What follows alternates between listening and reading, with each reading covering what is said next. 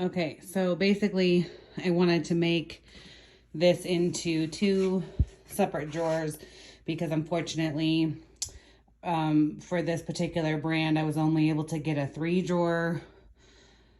drawer cabinet for this spot, and I have all of my silverware up here with a nice little divider in there, but I wanted to make up underneath here something for a bunch of spoons, which this drawer is incredibly deep for that purpose essentially. So if you can see where that black line is in the back, I'm going to cut out the back portion of that cabinet, add in some slides here that when this is open, the top portion of this will be able to slide backwards so I could have oven mitts or whatever up underneath in here and still be able to have full access, because when it's open, you'll be able to slide this top portion all the way back into the back portion of the cabinet. So I purchased 20-inch drawer slides for this. I did not get soft close because my thought process is this would be on the opposite side. So when I'm closing it, the soft close portion would be right here. And I don't want that to interfere with the soft close that's already happening with the underneath. I could be wrong about that, but we're going to see. So if anything, I could put bumpers right here if it made too much noise as it was closing. But that is the plan. And then I'm also going to take the measurement from the bottom of the cabinet up to the top here, because I would like it if my drawer can maybe come up so it's sitting a little bit higher on here, maybe give like a 1/4 inch or so, maybe a little bit more than that gap, so that the drawer can still clear it, but I will actually add even more height space for the spoons just simply because of it's there. I used my table saw to cut out that little notch for the bottom of the drawer to sit inside.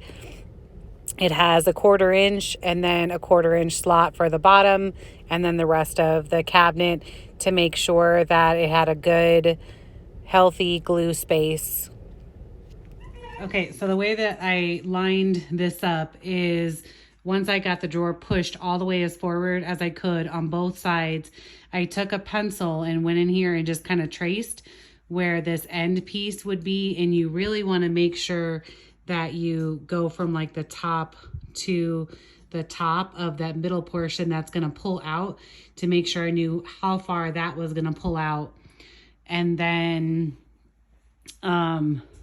measured the depth of here and that side to make sure that it was the same, so that my line would be even when I had drawn it. So for me, this ended up being 1.25 inches in the thickness. Then when you go to extend it all the way out, go ahead, pull it.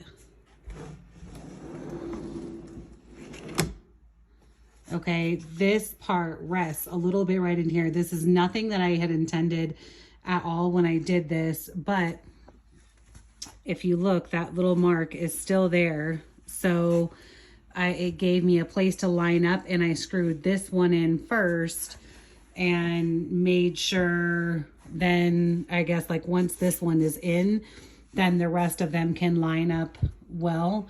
And I did have other lines and stuff on here before I sanded off, and then I put some wax on here, but I did have some lines to try to make sure that these were even as possible. Once I got the second screw in on both sides, I then took these off, which something that you're never going to take this off, but if you have to, for you screwing this one in right here, for the time being, this side goes down and then the other side goes up, because this is completely opposite of how you would pull out a normal drawer. So they're weird. And I only say that because I was kind of dumb and I was trying to pull this upwards because the other side went upwards. So be aware of that. Okay, go ahead and close it back in again. one other thing that I want to talk about with this is the fact that this protrudes out backwards. So when I look on the inside of the drawer, back in here, there is extra space between where that drawer and the wall is. So I basically made I did the measurement from all the way at the back of the cabinet to where the front part of this would sit. And then I think I subtracted like a half an inch or something to make sure I had a little bit of wiggle room. But that way the drawer can fully extend and get a little bit more space out of it. So as of right now, I still don't have handles on my drawers. However, that'll be coming. So we've got this the way it looks like when it pulls out. And then right now this part is a little bit tight. So I think I might sand that a little bit more, or maybe like put some WD-40 like in here or something, because it's slightly tight. But then go ahead and move it all the way so the drawer can go all the way back, fully exposing this whole area for the underneath portion of the shelf. You can let it go. And then as you close this, the whole entire thing will all close. Now, I would say that the soft close situation is probably not going to suck that in, but I don't know. We'll see. If you had it fully open, it'll still work. All right, let me do it all the way open, and then have this part all the way open. Okay, so then let's test out the soft close part.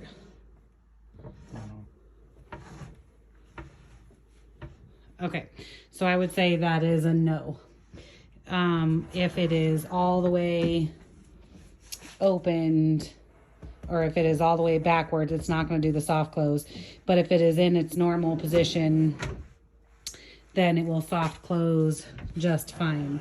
So I don't know, we'll feel out this whole situation right here, because like I said, it's a tiny bit tight, but I don't think that that would be a problem, because with both hands it is fine. I don't know if it needs any type of a handle thing, but we'll see. I'm still contemplating. All right, so we are back again. I'm gonna open this whole thing up here. This slides much easier now. It's kind of hard to do it one-handed, but it does slide much easier all the way back. And then it will do kind of all the way the soft close if it's all the way back. But it definitely moves a whole lot easier. So what I did was put a little bit of WD-40 in here. And then I also went through and sanded down on both of the sides here, because I do think it was just a pinch too tight. And now it is perfect. And I think because of the height difference, I don't know if you can see back in there, but basically I took full advantage of where, you know, this whole hole is. I wanted to make sure that it was going to come up as high as possible, so that way I would get a little bit more out of this drawer essentially, but it still has plenty of room to be able to close here if there was something in there. The boards that I ended up using for this were 4 inches. And then I slot out a little bit for the bottom to be able to create, it's a 1/4 inch. This is actually the bottom from my previous cabinet that I had, and I just reused it. And then that was a 1/4 inch. So I took the table saw and routed out all the way around each of the boards to be able to slot that in place. But I would say you have to do your own measurements to be able to find out, you know, what to take advantage of the height right here. And I could have gone a little bit higher, but I wanted to stay within a safe range essentially. So I just measured from the bottom of the drawer to this top point here, which was 8.5 inches. And then I went down 1/2 inch, which, and I think it's even a little bit more now, like I said, maybe about an inch or so of a gap. But I hope this helps. Here we go with most all of my spoons. I still have a lot more, but we're working through boxes. And then I did add a little divider up here in front because I do have all that amazing space for all of the extra lids for water bottles and these guys. So hopefully this will be enough. And then up underneath, I'm gonna have all of these because I figured once you have one out, I don't necessarily need to have access to those a whole lot, and these are still right up in front, so it'll be pretty quick access. And then I think in my bottom drawer, I will store all of the Ziplocs, saran wrap, all of that kind of stuff. Okay, this is the finished top drawer, of which I made from here over as I did all of the dividers. And then this knife thing I had purchased off of Amazon. So I hope this helps everybody with all of their organizational needs. This was a little bit tricky, but they're holding in there well, I think, because both the top and these holders on the bottom. So we'll see if it continues to be a success or if I will need to do something else with it for the knives.